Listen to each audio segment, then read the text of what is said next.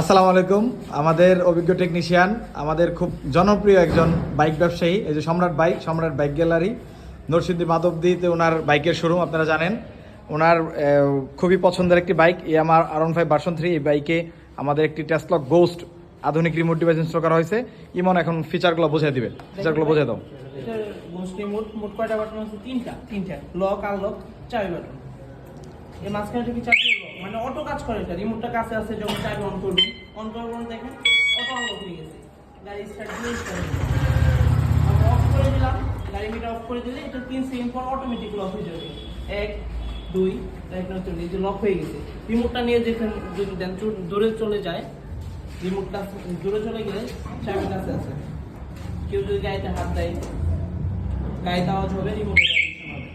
গাড়িতে আওয়াজ হচ্ছে, রিমোটের ভাইব্রেশন হচ্ছে। অরিজিনাল চাবি যদি স্টার্ট করতে চায়, তাও বাইক স্টার্ট হবে, সেলফে কাজ করে না। রিমোট নিয়ে যখন কাছে চলে আসবে, দেখেন চাবি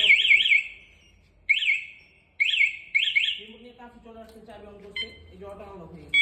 কাছে আসছে রিমোট, অটোমেটিক গাড়ি স্টার্ট। রিমোট কাছে থাকলে গাড়ি স্টার্ট হবে, দূরে থাকলে গাড়ি স্টার্ট হবে না। তারপরে দেখেন চাবি ছাড়া যদি বাইক চালাতে চান, এই চাবি বাটনে ইমার্জেন্সি চিহ্ন যে বাটনটা, এটা 2টা চাপ দিলে চাবি ছাড়া যেটা অন হয়েছে।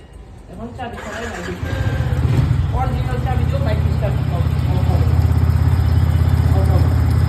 চাবি ছাড়াই চালাইতে হবে। গাড়ি তো অফ করতে চাচ্ছে, হচ্ছে লক কিংবা আনলক বাটনে চাবি দিতে হবে। গাড়ি অফ। বুঝতে পারছেন ভাই? এবং চলবে, কাজ করবে।